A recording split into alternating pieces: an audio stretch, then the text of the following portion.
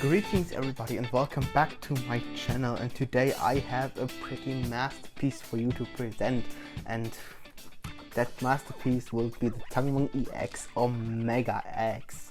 Some of you may probably think, why am I recording this in English? That's because I thought about reaching out to a broader audience, and with the English community of figure collecting being much bigger than the German one, I'm going to go and record future videos in English too. I'm debating about doing that for my analyzing videos for TV shows and movies as well, since the broader audience will help the channel grow more and further and better. And without further ado, let's get into the review. Today, as I said, I want to present you the Digimon EX Omega X, and this is a masterpiece of a figure. I don't even know why. Okay, I can imagine it, but why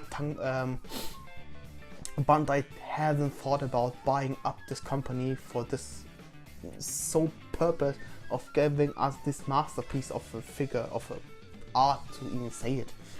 Nonetheless, this figure isn't a 10 out of 10 perfect thing. It is very close, like a 9 out of 10 if you want to scale to it. It would be around 1/6, 1/7. It is definitely regarding height, it's close to my Hot Toys Anakin, so around that it should be. So imagine it having a lot of space in your Detolf shelf or any other shelf you're using. And without many further ados to come, let's get into the quick look of the box and the two accessories it comes with, and then we're going to take a look at Omnimon himself. So excuse me for a second there. So Omnimon is here at the side, so we can take a closer look at the packaging. As you can see, the packaging for Omnimon is quite the big thing. Like here, in comparison to my hand, you can see the main packaging, and the smaller thing where you have the, I think, the arms and the head. And here was the main body with the cape, the sword, and the cannon. We have nothing big to show except a close-up of Omnimon's chest in black. As you can see, it's the 01B version. In the lore of Digimon, Omnimon can be found as the normal Omnimon we all know, as the Omnimon X, representing the Royal Knight Omnimon, and the darker version that will be the Omnimon Sword I have here to review. And the B stands for 01 Black, as it's a recolor of the original Omnimon figure they used. It's the same sculpt, it's the same die-cast skeleton, so it is just a recolor for us. And the original has this entire packaging the same way, just with different text. On the side we can have a picture of his foot and his knees and legs, another side view of his chest with an X representing the X antibody, a few warnings, a digit code. Then on the other side, same thing, below nothing, and on the top just Digimon EX01B. In the smaller box where you store arms and heads, we have the logo not for sale, the Omnimon 10B, and besides a few arrows pointing in different directions, an age gap that stays on the top, a warning, a 1B, and that's pretty much all for the packaging. If you come to his accessories, as you can see, we have two main things that Omnimon comes with. First off will be what every Omnimon needs, literally, his grey sword. The difference between this grey sword and the one the original Omnimon from Digimon has is a yellow, a blue glowing line at the bottom of the blade, where this Omnimon's grey sword does not possess it, but the hieroglyphs are the same, and the coloring and I mean, like, the coloring is fantastic on this thing. It isn't very sharp, so you don't have to worry to poke yourself, and the edges won't cut anything, but the representation of it and the hieroglyphs, the gold on it, is fantastic. I don't have any problems on this blade with chipping or anything, not even close, and everything is painted amazingly. Now we are coming to the Garuru cannon for Omnimon X. The cool thing is we have here an LD inside in a bright red. I don't have batteries in it because I don't use the function very often. Oops. I don't use the function very often, so I took out the batteries.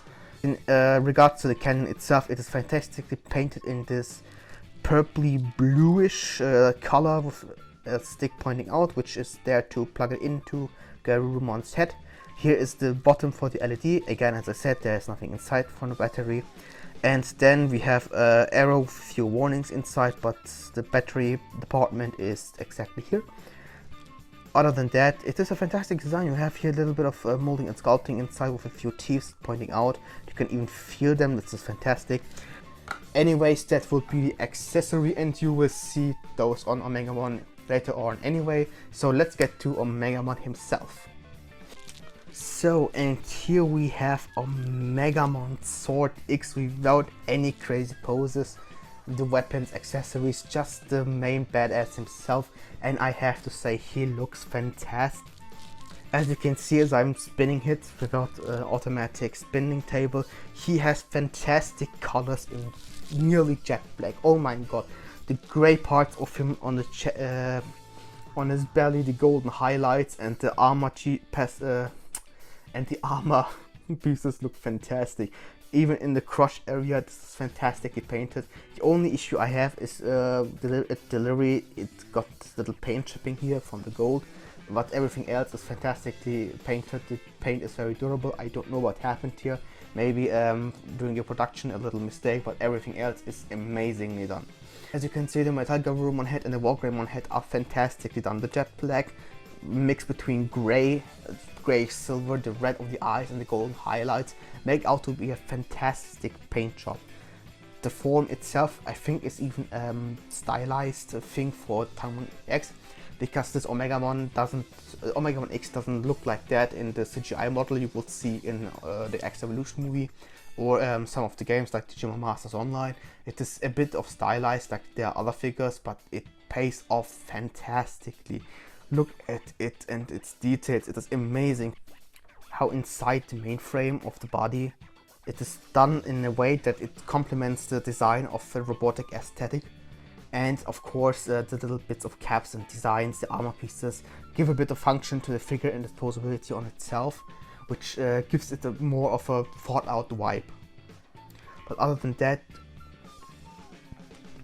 we have one thing that stands out compared to like the Bandai version of Omnimon. Of course, I'm not trying to say look at Omnimon X and it's a bit stylized, so it's better than Bandai's Omnimon.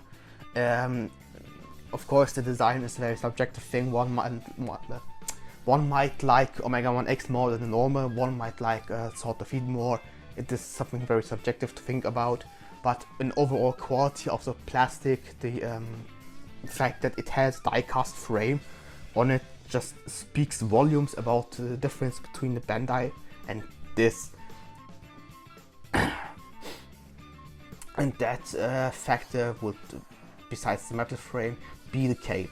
The cape is amazingly done. The only little complaint I would have is that this was their second figure, if I'm not mistaken, and the wires are a bit weaker than the future figures like on Digimon and Alphamon, but they hold the poses they are given, just not as strong as the future projects are. Anyways, it does its job, it looks fantastic, and the sewing is fantastically done.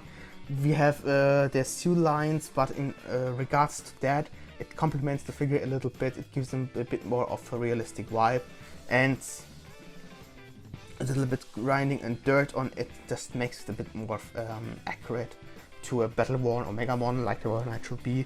And we even have the little detail of the little rip-off parts, and here you can even open up the little insides. There's two of them placed on top of each other and sewed at their corners, and when you can split them up, you see a bit inside of it, which I really like, giving the feeling of really a cape being torn apart. This is fantastic done, so my props to them. Other than that, as I mentioned, every detail on this figure is amazing, and I am astonished that not many would pick him up. And of course the price on the aftermarket is a thing to consider about that. But mainly spoken about the comparison, I would go with this Omnimon, even if it's just an X version of Omnimon, over any other Bandai version they produce, because this is just fantastic. This is like the best Omnimon figure we have on the market, unless there comes out something very different. Before we go into articulation, there's one little detail I just want to show you, and this is on the face and on the shoulder plate of Wargreymon, because there's a neat little thing I can show, and other than that we have the figure on its own, and on the posing section you will see a lot more about him. So let's show you the quick details and then we get to the articulation.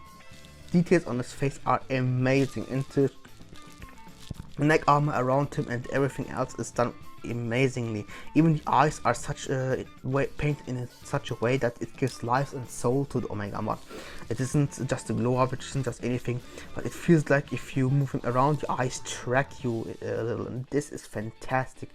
It gives Omnimon a little bit of life, a little bit of energy, and some crazy aura to him. And I like that. And even throughout the jet black painting, throughout his head and his armor, there are molding and sculpting details and choices they made, so things stand out, as you can even see here on the side of Omnimon here. There is a little bit of difference in the volume of the pieces, so you can make out forms and shapes without the need of color, and even from afar you can see it. This is very clearly to see. Other than that, the crest itself of Wargreymon is something I wanted to point out, because the way it is done is fantastically made. Because there is a glass that is put on top of the outer shape of the crest, and inside we have the crest of Courage, if I remember correctly. Yes, I think the crest of Courage was it, painted in this amazing gold with this red pearl inside, and there is empty space between the crest itself and the glass on top, so it is really a detail where you can put in a little bit of forms and shapes, which they did around the circle around the crest is amazing. There are a little bit of carving inside, and they made something with it. I would never think that Bandai would do something like that and give some detail to places you normally would not see. Of course it is a necessity, but that it is there just speaks volumes about the quality of this figure alone. So, and after these two things are done and said, let's get to the articulation of this figure. So, to begin with, we will start out with his head. Omegamon's head is on a ball joint, so it means we can rotate side to side, but you have to be careful where you touch Omegamon's head, because those horns are made out of plastic. The middle one is hard plastic and the other one are a bit lighter, so grab it on the forehorn but not on the side horn. Anyways, you can move it side to side, of course, because of the tight joint. It's a bit difficult, but it's not as tight that it might break off or something, but it is tight enough. It can tilt, which is amazing, as you can see.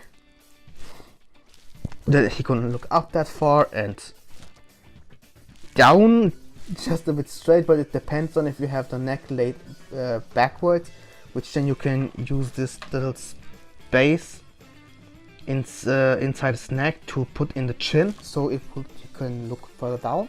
But if you have the neck at the front, it cannot go down further. The chest is separated in a few ball joints and hinges. We have one here on the torso and two here on the hips and the belly.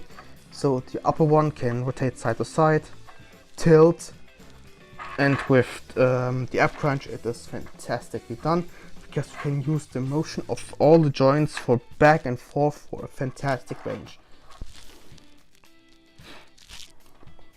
Other than that, the upper part is the only thing that rotates, and I believe, yes, everything else is just a hinge back and forth, but you can individually post them and everything like that. You have the arms that are on a piston inside the main body, which then gives you a full rotation of the arm. The crest is on a ball joint, and with the arm itself on a separate line of formation, which allows you to move it up and down and rotate on the ball joint. Next we have a bicep swivel, which can rotate in every direction and 360, and a double hinged joint, which allows a bit more than 90 degrees depending on which angle the head is in. Let me demonstrate it. If you rotate the head downwards, we have a bit more than 90 degree of bending. If not, the 90 degree is as far as you can get.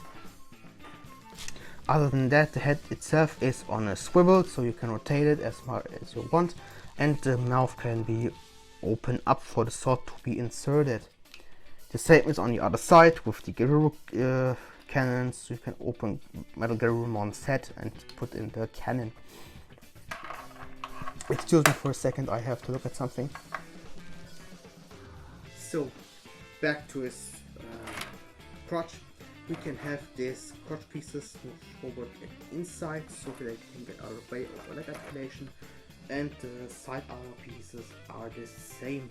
It's fantastic, giving Omnimon more than enough range to move his legs around and give you the possibility you desire. The legs are on this hinge joint as a metal frame, as you can see, and it allows to go to the front this far, to the back this far, and the spread is fantastic. As you can see, it goes out pretty well. Of course, because the leg is made out of die cast entirely inside the frame, the leg is a bit heavy and the joints can hold it, but you feel the figure has a bit of weight when it's outstretched, so it can hold it. I just won't let it at this pose very often, or be sure that it has fantastic stuff.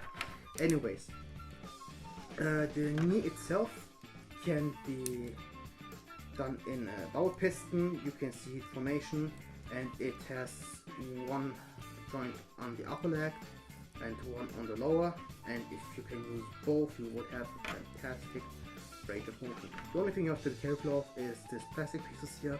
They are made out of a thinner piece, so if you get very hard against them, they might break off. I got against them, like my fingers and stuff.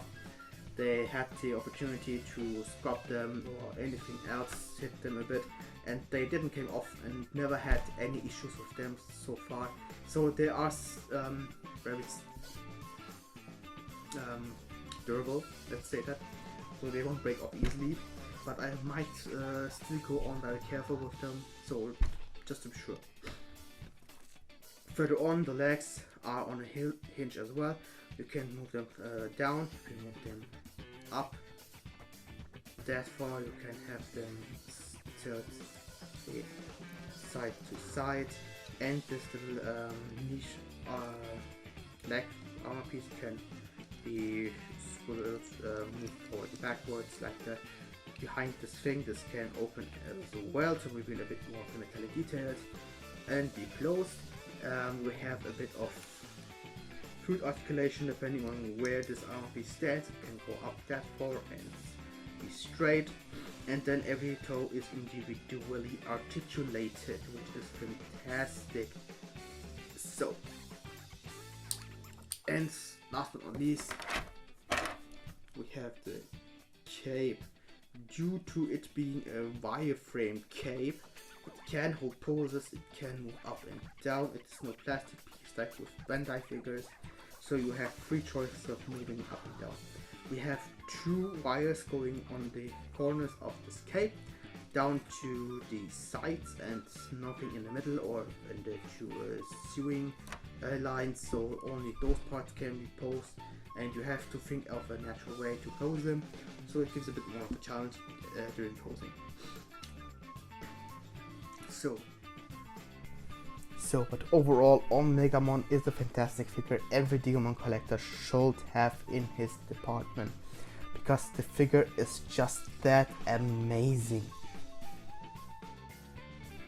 Because of all the fantastic details on this figure, given it being the paint job, giving it being the articulation, giving it being the molding and sculpting, or I have to say it again, the movable cape because of the wireframes. This figure is indeed a must-have for every Digimon fan and figure fan, collector, or anything remotely close, because it is a presence in your shelf. But as I said, this figure isn't a 10 out of 10, a perfect thing. It has these little things that annoy me or just outright hinder it being a 10 out of 10 figure. due to the sole reason of some of the joints being not maybe tight enough to hold the hard metal frame, be it that a few choices could have been done a bit better. For example, like pausing here a little on the belly area, the hinge joints being a bit more tighter so it can hold a bit of poses, because you have to be a bit creative with how the weight of the figure is distributed throughout its position, so it can hold the pose you want on the belly and the chest or the torso, because if you don't, it will lean either fully forward or backward, so you have to do a bit of work, put in effort a bit to make it stand like you want to, but it isn't like something that's fully is not possible, and you just have to do a bit of tricks here and there. Other than that, a bit more articulation around the hips would have been fantastic for the upper legs, so they can move full backwards, side to side. The spread is fantastic and the forward movement is great. The knees could have been done a bit better, not in the articulation but in the way they are designed, because they get a bit in the way of the double hinge joint to fully use its function, and the legs could have been had a bit more of leaning side to side, but other than that, it's a fantastic piece. But if I really have to give this figure a problem, it will definitely be its neck articulation. With every other Tangmon figure I have, I will also mention this, but its neck joint, due to the frame of the skeleton, can be limited, as you have seen in the review, where the neck is on the ball joint and the quote-unquote neck the frame has is a bit short, so the head cannot use its full articulation it would normally have, and only a bit of percentage can be used. As you have seen also, it cannot lean very much forward with its head because of this, like looking down. So this is a hint as well to maybe raise it a bit so it has a better neck, which I have to praise the Bandai SL Sugar's Omnimon on it. They gave him an actual neck which had this much of articulation, and the only reason I will give it a point over the Tangmon EX Alphamon. But other than that, as you can see, it also comes with a stand here. It's a typical Bandai stand you would also get with piston that will go inside of the figure from the back, where this is the armor piece. I would have to stop the rotation a little to show it off, and you plug it in the back of Omnimon and it holds fantastically. Every Tangmon EX stand is the same, so you can interchange them with the figures if it's broken or anything, but it holds the figure fantastically. As you can see, it swings around because it's literally in the air, but the typical Omnimon pose is done, as you can see with this, where he is introduced into our Wargrave in this position, so it is amazingly done. Well, other than that, but anyways, besides neck, this is like my only real problem with this figure. Anything else is just as much as I wish it to be.